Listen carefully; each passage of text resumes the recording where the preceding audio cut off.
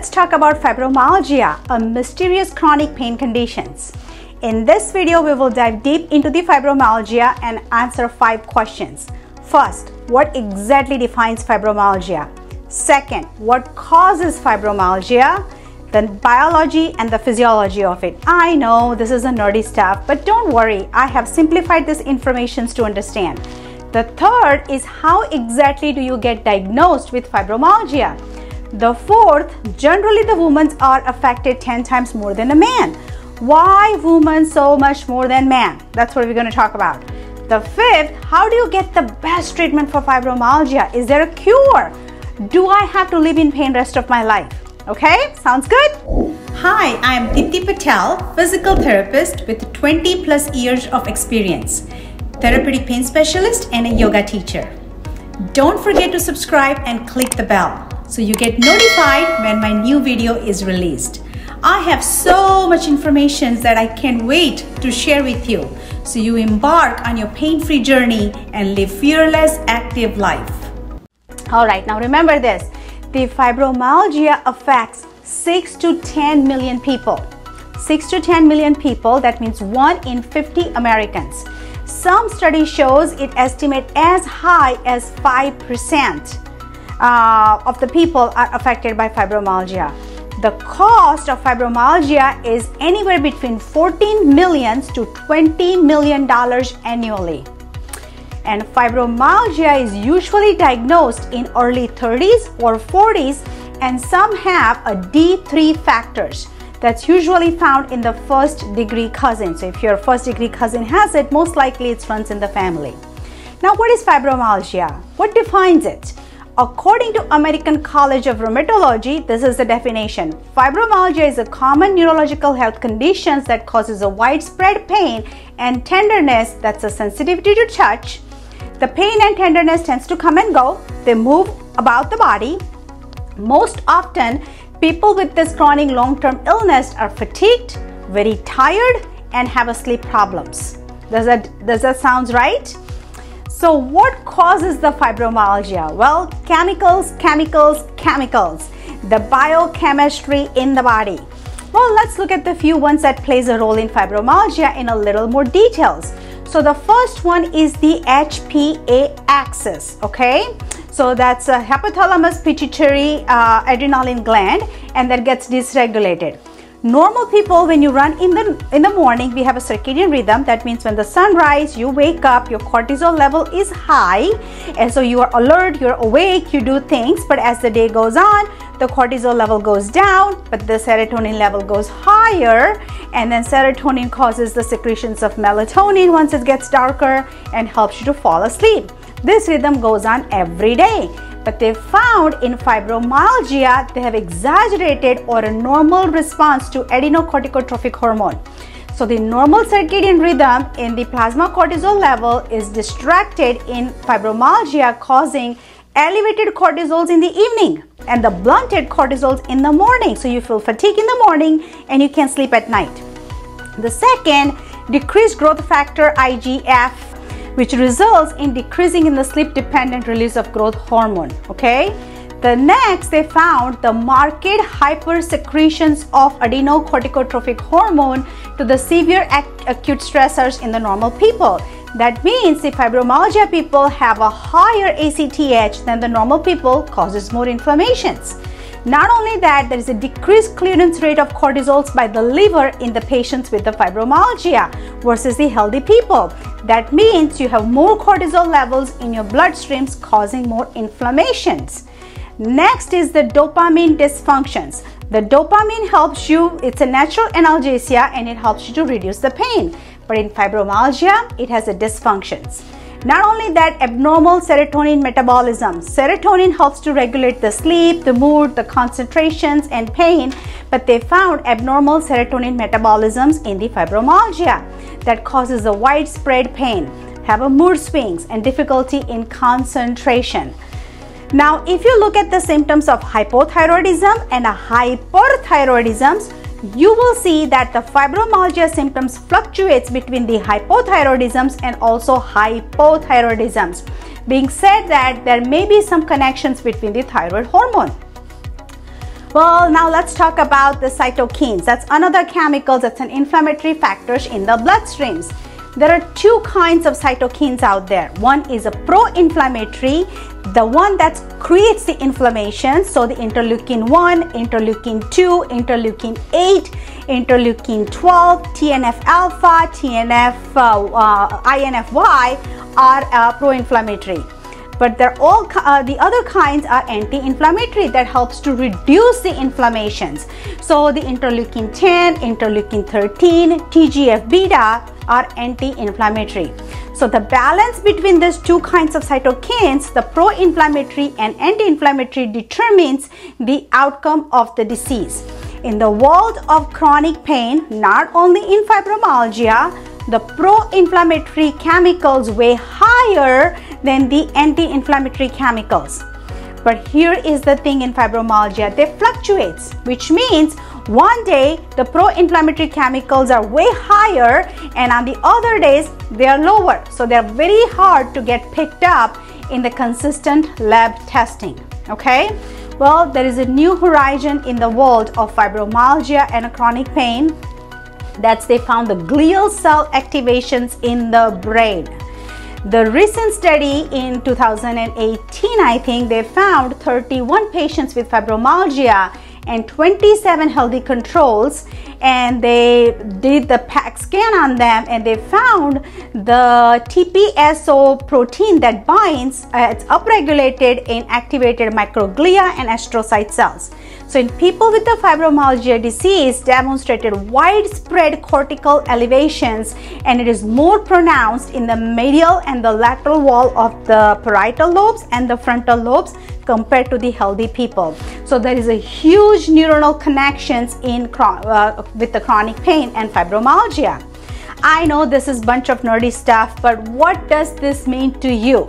Well, that tells you that over the data supports that you can do the glial modulations as a potential therapeutic strategy to manage the chronic pain. And I will talk about in our last point, how do you do that? Sounds good?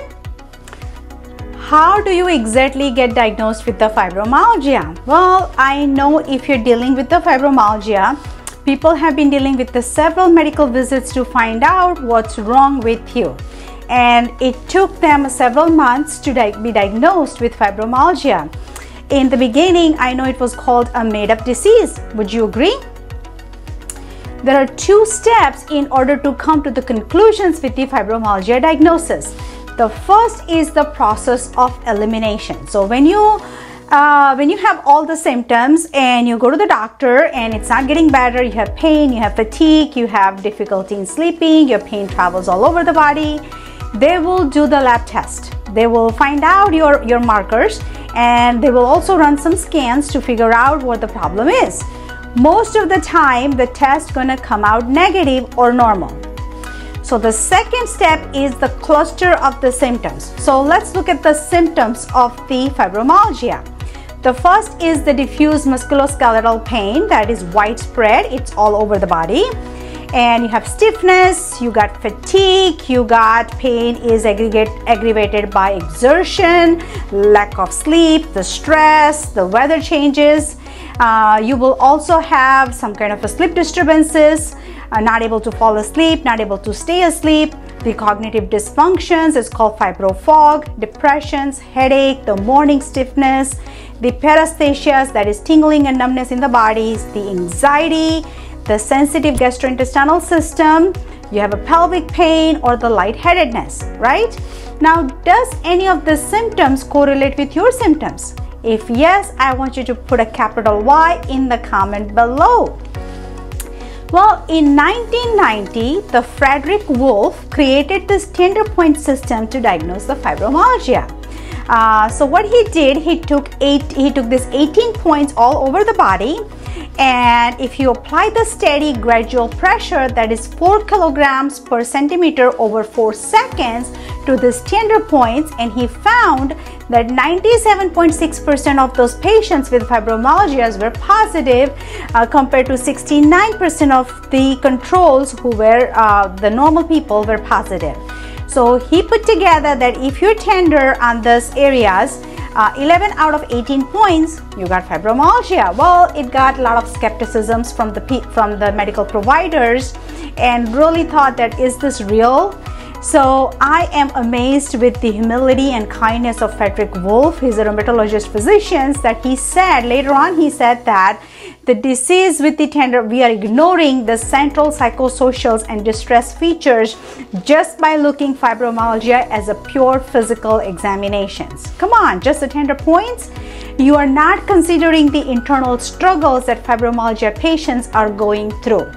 So the conclusion is there is no diagnostic biochemical markers or an instrumental test are out there to best diagnose the fibromyalgia, okay? There is no laboratory test confirms the fibromyalgias. In 2016 revisions, the best possible thing we have in today's date is if you meet this following criteria. The number one is you have to have a generalized pain that is defined as a pain at least in the 4 out of 5 regions in the body. The second is the number of the symptoms are present at the similar level for at least 3 months. And then the number 3 is the widespread pain index, that's just the outcome measuring scale. It's WPI. It's just a bunch of questions you have to answer, and if you score 7 or higher on the symptom severity scale. So when you have all, and the last but not the least is diagnosis of the fibromyalgia is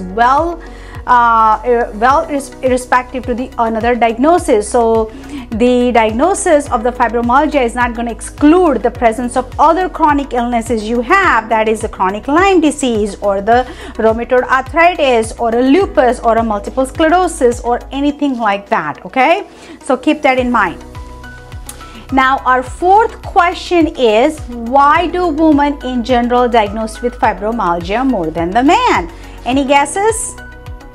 Well, there are numerous factors that plays a role. Women usually complete more medical surveys than the men's are after that medical visits. And the women's are more expressive in their pain than the men's are. And then the women's are more emotional, and then the emotional areas are usually ignites the pain. Now there are differences in the endogenous chemicals. There are good chemicals like dopamine, serotonin and morphine in the man versus the women's are. The gender roles all played in the society also plays part here. And then the ability of the pain medication prescriptions in the man versus females are. Next is women tends to have a higher catastrophizing than men's, believe it or not. And the last one is a hormonal. That's a huge one. Women shows more high inflammatory response than men due to the estrogen.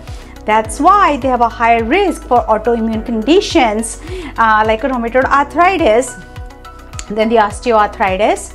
And the peripherally it alters the nerves, that because peripherally the estrogen receptors resulting in increasing the sensitivity, and that results in increasing central sensitization. So the estrogen is very high pro-inflammatory chemical, and that's what increases the inflammatory factors in the bloodstreams, makes women more prone to the fibromyalgia symptoms than the men's are. Now the last and the fifth point, I want to talk about whether there is a cure for fibromyalgia. How do you best treat this disease to have the lasting pain relief? The best way to handle the fibromyalgia is following an anti-inflammatory diet to balance out the cytokines in the body. As we discussed in the second point, I have 27 recipes that are free and that can help you to reverse some chronic inflammations. Check the link in the descriptions below. The second thing is the fatigue is most troubling symptoms of the fibromyalgia. The very small stimulus can causes the pain, and I also find that people are having a mind-muscle connection missing in most of the fibro people. So very gentle approach using a nervous system retraining, building a cardiopulmonary endurance, and pacing.